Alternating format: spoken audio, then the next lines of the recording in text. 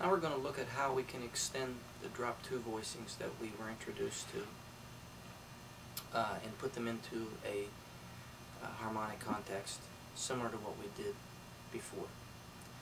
I think that what we'll use as a guide would just be a simple 2-5-1 chord progression. Okay? And the 2-5-1 would be the 2 minor 7th chord, the 5/7 chord, and the 1 major 7th, we'll say. We're going to start off, we'll do this in the key of D. Can't remember what key it's written in their notes, but it would be exactly the same process, exactly the same fingerings.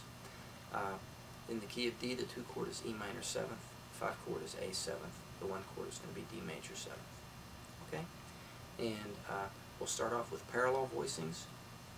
In this case, the chord, this would be the minor 7th that's got the root at the bottom, the 3rd at the top, to the 7th chord that's got the root at the bottom, 3rd at the top, to the major 7th chord, using exactly the same inversion for each chord. Then we could do it where we have the 5th on the top of the chord,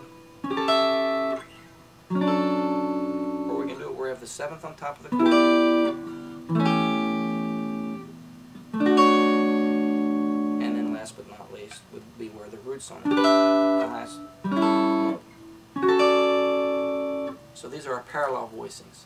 It's a good way to just get yourself real familiar with the basic shapes that we're going to be playing. Once we can do that cleanly, we'll try it now where we put them into the voice leading model. So I'll start with the E minor 7th. It's got the root on top. That's closest to the A 7th. It's got the 5th on top, which is closest to the D major 7th. That's got the root on top. Now the E minor 7th that's got the 7th on top is closest to A 7th with the 3rd, to D major 7th with the 7th. E minor 7th with the 5th is closest to A 7th with the root, which is closest to D major 7th with the 5th. E minor 7th with the 3rd is closest to A 7th with the 7th, which is closest to D major 7th with the 3rd.